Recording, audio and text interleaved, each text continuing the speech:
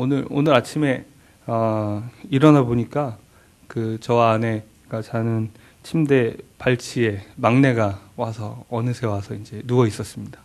한참 누워 있다가 갑자기 벌떡 일어나더니 저를 봐요. 저를 보고 나서 그 다음에 막 뛰어나갔어요. 거실로 나가서 엄마 하고 외쳤어요. 아내는 벽쪽을 향해서 등을 돌리고 있었거든요. 그러니까 엄마 없는 줄 알았어요. 그래서 엄마 하고 외치는데, 야, 너 어디 가서 찾아? 일로 와. 이렇게 해서 엄마를 발견했어요. 아이들이 이제 반복하는 일이죠. 엄마 어디 있는지 확인하고 싶어 하는 거잖아요. 우리도 확인하고 싶어 하는 마음이 있습니다. 그죠? 하나님 어디 계세요?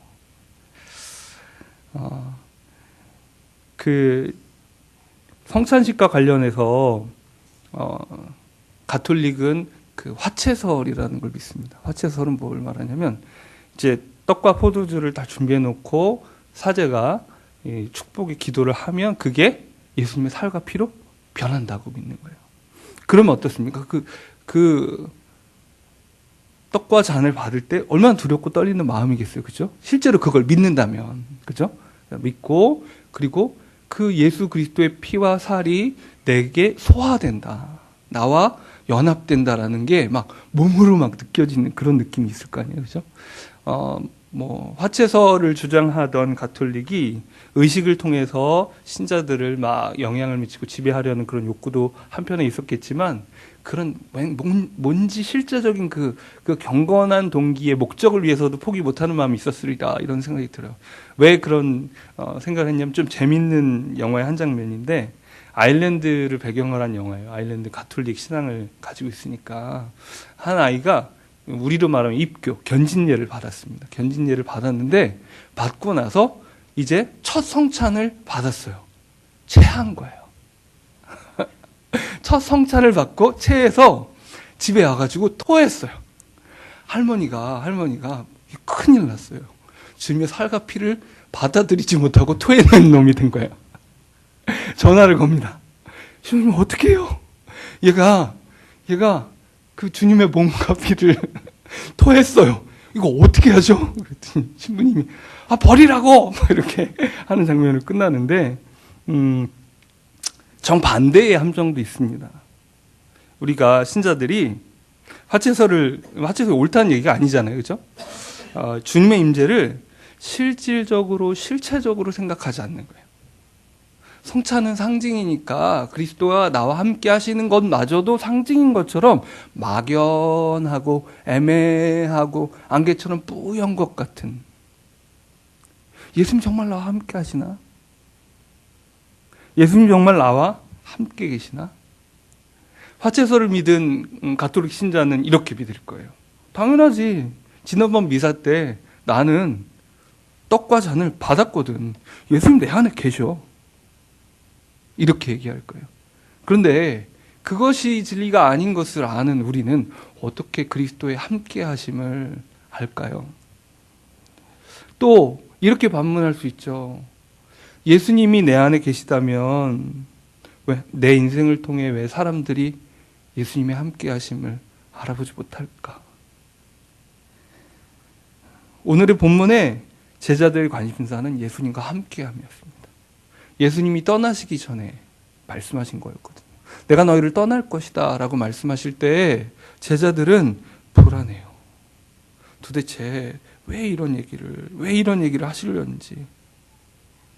정말 예수님 앞에 두렵고 떨리는 마음이 있으니까 예수님이 너희는 마음에 근심하지 말라. 하나님을 믿으니 또 나를 믿으라. 이렇게 격려해 주시고, 또 18절에 보면 내가 너희를 고와 같이 버려두지 아니하고 너희에게 오리라 확인해 주시고요. 그리고 또 성령을 보내주시겠다 말씀하시고, 평안을 너희에게 끼치노니 나의 평안을 너희에게 주노라. 그러니 너희는 마음에 근심하지도 말고 두려워하지도 말아라. 제자들은 한 가지가 관심이에요. 예수님이 어떤 분인지를 봤잖아요. 그죠? 예수님을 믿고 따라왔단 말이에요. 예수님이 나를 따르라 그래서 다 버리고 왔어요. 그물도 버리고 아버지도 버리고 직업도 버리고 마태는 그 세관에 앉아 있다가 그 직업 다 버리고 그냥 예수님 따라왔어요. 그런데 예수님이 떠나시겠다니 이것 같은 청천벽력이 어디 있어요? 요한일서 1장 1절이 어떻게 시작하는지 제가 읽어드릴게요. 태초부터 있는 생명의 말씀에 관하여는 우리가 들은 바요, 눈으로 본 바요, 자세히 보고 우리의 손으로 만진 바라. 누구를 말합니까? 예수님을 말해요. 지금까지는 예수님을 눈으로 보고 자세히 들여다보고 그분의 목소리 귀를 기울이고 그분의 손을 만지고, 특별히 이 세례 요한은 예수님 앞에 세례 요한이죠. 사도 요한이죠. 사도 요한은 어려서 예수님과 더 나이 어린 상대적으로 젊은 나이여서 그런지 예수님의 품에 눕고 무릎을 베고 눕고 이런 묘사들이 나오거든요. 그러니 이렇게 함께 계신 예수님을 만질 수 있었는데, 그분의 손을 잡을 수 있었는데, 그런데 이제 그분이 떠난다니요. 그분을 만지고 볼 수 없다니요. 그 마음의 불안감이란, 모든 것을 버리고 주님께 왔는데 주님이 떠나시면 뭐가 됩니까? 이제 어디로 가십니까? 라고 묻습니다. 예수님 어디로 가세요? 도마가 물어요. 주님이 어디로 가시는지 모르는데 그 길을 또 어떻게 압니까? 그러니까 예수님께서 대답해 주시기를, 내가 길이다, 진리다, 생명이다. 내가 어디로 가는지 아냐? 아버지께로 간다. 나를 통하지 않고서는 아버지께로 갈 자가 없다. 내가 준비하고 있어. 잠깐 너희를 떠나지만 우린 함께 있게 될 거야 라고 약속해 주십니다. 그런데 이게 불안한 거죠. 그래서 또 이렇게 얘기해요. 빌립이, 그럼 예수님 아버지를 우리에게 보여주세요. 하나님 아버지를 좀 보여주시면 우리가 딱 보고 만족할게요. 딱 보고, 아하, 저 하나님께로 가는구나, 이제 저 하나님 앞에 함께 있겠구나 확인하게 되겠네요. 이렇게 하니까 예수님은 또 이렇게 얘기하십니다. 10절 한번 읽어보겠습니다. 9절 10절입니다. 시작. 예수께서 이르시되, 빌립아, 내가 이렇게 오래 너희와 함께 있으되 내가 나를 알지 못하느냐? 나를 본 자는 아버지를 보았거늘 어찌하여 아버지를 보이라 하겠느냐? 내가 아버지 안에 거하고 아버지는 내 안에 계신 것을 내가 믿지 아니하느냐? 내가 너희에게 이르는 말은 스스로 하는 것이 아니라 아버지께서 내 안에 계셔서 그 일을 하시는 것이라. 빌립아, 너 나랑 그렇게 오래 있었는데 아직도 모르는구나. 나를 보았으면 하나님을 본 거야. 내가 그냥 내 말하는 줄 알았니? 나를 통해서 하나님께서 말씀하시는 거였다. 하나님의 말씀을 듣고 싶었냐? 나의 목소리를 통해 너는 이미 들었다 말씀해 주시는 거예요.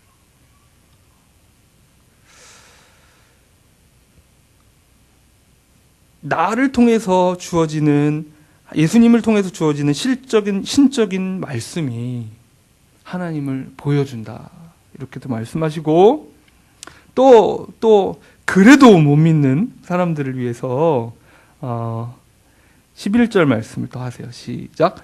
내가 아버지 안에 거하고 아버지께서 내 안에 계심을 믿으라. 그렇지 못하겠거든 행하는 그 일로 말미암아 나를 믿으라. 나를 보고 못 믿겠으면 내가 지금 한 일들을 너희가 알잖아. 5,000명을 먹이고 풍랑이는 바다에서 너희를 건지고 바다 위를 걷고 호수 위를 걷고 이런 그 모든 일들 너희가 눈으로 보고 들었으니까 그 일을 통해서라도 나를 믿어라 라고 말씀해 주세요. 하나님을 보여주세요. 어디로 가십니까? 계속 질문하는 우리의 모습. 어디 계세요? 그때 예수님은 나야. 나는 함께 있어. 근데 문제는 또 뭐예요? 그 예수님이 떠나시겠다는 얘기잖아요. 그래서 또 한 가지 얘기를 덧붙이십니다. 그분이 손에 만져지지 않고 직접 그분의 목소리를 똑똑히 귀로 들을 수 없는 우리 어떻게 해요? 그죠? 또 이렇게 말씀하십니다. 우리 함께 읽어보겠습니다. 12절 말씀, 13절 말씀입니다. 시작. 내가 진실로 진실로 너에게 이르노니 나를 믿는 자는 내가 하는 일을 그도 할 것이요 또한 그보다 큰 일도 하리니 이는 내가 아버지께로 감이라. 너희가 내 이름으로 무엇을 구하든지 내가 행하리니 이는 아버지로 하여금 아들로 말미암아 영광을 받으시게 하려 함이라. 또 14절은 내 이름 무엇을 구하든지 내게 구하면 내가 행하리라. 이런 기도에 나온 우리에게 정말 큰 힘이 되는 말씀이잖아요. 그런데 이 말씀을 해주시는 이 말씀을 듣고 있는 제자들의 마음속에 있는 불안은 뭐예요? 예수님 나와 함께 나를 떠나시면 어떡하지? 그분을 만지지 못하면 어떡하지? 그분이 함께 있는다는 걸 드러내는 뭔가가 없어지면 어떡하지? 그때 예수님이 나를 믿는 자는 내가 하는 일을 그도 하게 될 것이다. 그런데 뭘 통해서 하게 돼요? 기도를 통해서 하게 됩니다. 무엇이든지 원하는 대로 구하라라고 말할 때 그것은 하나님이 이곳에 계신 것과 우리와 함께 일하고 계신, 우리를 위해서 일하고 계신 것을 보여주는 것입니다. 무엇이든지 그것을 구하는 거예요. 그러면 우리가 어떤 상황, 어떤 형편에 있든지 그분은 우리의 기도를 통해서 그가 우리와 함께 계신 것을 알려주십니다. 또한 우리의 기도를 통해 우리의 가족들과 우리 주변의 많은 사람들에게 하나님이 이 자리에 계신 것과 그리고 일하고 계신 것을 아시게 됩니다. 다니엘이 기도의 자리를 포기할 수 없었잖아요. 기도의 자리를 포기할 수 없어서 사자굴에 결국 들어갔습니다. 사자굴에 들어간 그에게 느부갓네살이 안타까운 마음으로 다음날 아침 외치죠. 다니엘아, 다니엘아, 혹시 너의 하나님이 널 구해주셨냐? 물어보잖아요. 예, 하나님께서 보여주셨어요. 느부갓네살에게, 다니엘에게 보여주셨어요. 하나님이 이 바벨론 땅 한가운데에 함께 계신 것과 그 사자굴 한가운데 함께 계신 것과 그를 위해서 일하시는 것을 보여주셨어요. 예수님이 말씀하시는 거예요. 내가 눈에 보이지 않고 만져지지 않아서 불안하고 힘들어할 너희가 기도할 때, 너희가 내가 함께 있는 것을 구할 때 하나님의 일들이 일어날 때, 지금 우리는 예수님의 얼굴을 사도 요한처럼 만질 수는 없잖아요. 하지만 그가 지금 우리의 삶에 일하고 계신 것을 볼 수 있어요. 심지어 예수님이 하신 것보다 더 큰 일도 볼 수 있다는 거예요. 우리는 그걸 통해 예수님이 함께 하심을 보게 됩니다. 뿐만 아니라 우리가 예수님과 동일하게 신적인 임재를 보여주는 사람으로 살게 되는 겁니다. 예수님을 믿는 믿음으로 기도할 때 믿음의 기도를 통해 하나님의 일이 이루어지고, 또 여기 너희가 나를 사랑하면 나의 계명을 지키리라 말하는데, 너 사랑해 안 사랑해? 너 계명을 안 지키는 거니까 안 사랑하는데, 이런 얘기를 하시려고 하는 게 아니고요. 물론 그런 관점에서 우리를 돌아보기도 해야 되는데, 과연 내가 이렇게 말씀에 순종치 않는 내 인생에 그리스도의 임재가 있는가 반문할 필요도 있겠죠. 하지만 지금 이 의도는 그 의도가 아니고요. 뒤에 바로 뭐가 나와요? 성령님을 보내주시겠다고 나오잖아요. 제자들이 왜 제자로 살 수 있었어요? 예수님이 함께 계셨으니까. 예수님이 함께 계셨으니까 수많은 시행착오도 하고 어려움도 겪지만 제자로 살 수 있었어요. 왜 예수님이 주신 그 계명을 지킬 수 있죠? 성령님이 함께 계시니까. 함께 계시니까. 제자들의 삶 중에 우리의 이 모습을 함께 주님의 임재와 동행이라는 이 주제와 하나님이 과연 나를 위해서 일하시는가, 이미 찾아오셨는데, 일하고 계시는가, 이 주제, 이미 하나님 나는 우리에게 찾아오셨는데, 완전히 완성되지 않았기에 그 사이에서 갈등하는 우리의 모습을 비유처럼 드러내는 한 장면이 뭐냐면, 풍랑 위에 있는 제자들입니다. 예수님은 이미 배에 타고 계세요. 그죠? 이미 배에 타고 계신단 말이에요. 그런데 그분이 주무시니까. 잠자는 사람은 어떻게 해요? 무기력하잖아요. 그래서 제자들이 잠자고 있는 예수님도 무기력할 것 같아요. 그래서 예수님 막 깨우면서 두려움에 사로잡힙니다. 그리고 나서 마치 어린애가 엄마! 엄마! 부르짖고 이렇게 왜? 여기 일로 와! 혹은 찾아와서 손을 붙잡아주고 안아주고 예수님이 일어나서 꾸짖으시지만 바람과 파도를 잠잠케 하십니다. 바람과 파도야 잠잠하라. 제가 좋아하는 어린이 그림 성경에는 이렇게 나와요. 바람과 파도야 쉿. 예수님이 함께 계시다는 것을 기도하는, 부르짖는 우리에게 확인시켜 주세요. 주님을 깊이, 주님이 함께 계시다는 것을 우리의 믿음이 더 자라서 그것이 마치 만져지는 것처럼 우리에게 더 생생해지면 어떻게 했어요? 주님께 물론 아픔 속에 부르짖을 수 있지만 어린애들이 엄마를 찾듯이 엄마! 하듯이 주님 어디 계세요? 하는 그 가로 열고 어디 계세요는 잘 얘기 안 하죠. 근데 주님! 이렇게 하진 않겠죠. 그죠? 예. 주님 계신 걸 아는데 그래도 빨리 내게 있는 이 바람과 파도를 향해 한마디만 해주시면 되는데 쉿 한마디만 해주시면 되는데 정말 두 마디도 필요 없는데 하나님 예수님 이거 말씀해 주시면 좋겠는데 그런 마음 우리가 부르짖는데 그때 어떻게 하시는 거예요? 때가 차면 예수님께서 바람과 파도야 잔잔해라 말씀해 주십니다. 우리는 알게 되죠. 함께 하시는구나. 맞아. 그분이 나랑 함께 계시는데.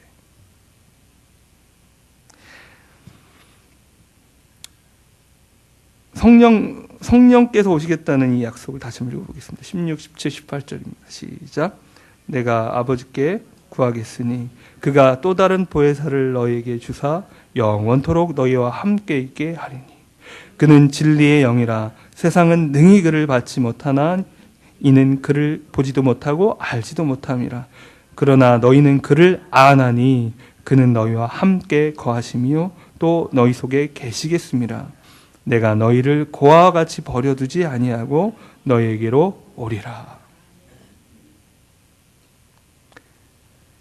예수님께서 함께 없을까봐 예수님 떠날까봐 불안해하는 제자들에게 다시 얘기해주고 계십니다. 이 기도의 자리에 오신 여러분, 예수님이 이곳에 계십니다. 그리고 우리의 기도를 들으십니다. 그리고 우리의 기도를 들으심으로 하나님의 일을 행하심으로 내가 너희와 이렇게 함께 있다 이렇게 말하시고 싶어 하십니다. 그것이 그의 뜻입니다. 성령님께서 우리에게 찾아오셨습니다. 우리를 고아와 같이 버려두지 않으십니다. 그리고 그 연합과 하나됨의 아름다움을 이렇게 이야기해 줍니다. 20절 말씀을 읽어보겠습니다. 시작. 그날에는 내가 아버지 안에 너희가 내 안에 내가 너희 안에 있는 것을 너희가 알리라. 자 보세요. 예수님이 계속 말씀하셨거든요. 나를 본 자는 하나님 아버지를 보았다. 그가 내 안에 내가 그 안에 있기 때문이다. 연합했기 때문이다. 그런데 그 연합이 어디까지 확장됐어요? 우리에게까지 확장됐어요. 예수님이 내 안에 내가 예수님 안에 하나님이 내 안에 내가 하나님 안에 이렇게 확장됐어요. 이제 우리는 예수 그리스도의 몸으로 이곳에 삽니다. 성찬식을 통해서 화채설처럼 떡과 포도주가 실제 예수님의 살과 피로 변하진 않지만 우린 그리스도와의 연합을 통해서 그리스도의 몸으로 변화되었어요. 그리스도의 몸이 되었어요. 우리가 손을 내밀 때 우리가 오늘도 장례식이 있죠. 슬픔에 있는 우리 형제 자매의 손을 붙잡아 줄 때에 그 손이 그리스도의 손이 됩니다. 그리스도께서 그의 손을 잡아주십니다. 우리가 목소리로 그를 위로할 때에 그리스도께서 함께 말씀하시고 위로하십니다.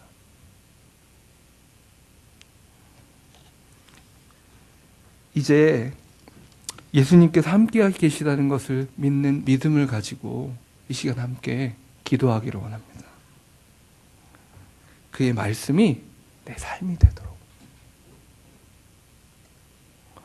화채설처럼 미신적으로 떡과 포도주가 예수님의 살과 피로 변해서 내 속에 들어와 소화된다 이거 말고 신비한 연합을 통해서 이미 내 안에 그리스도의 피와 살이 있습니다.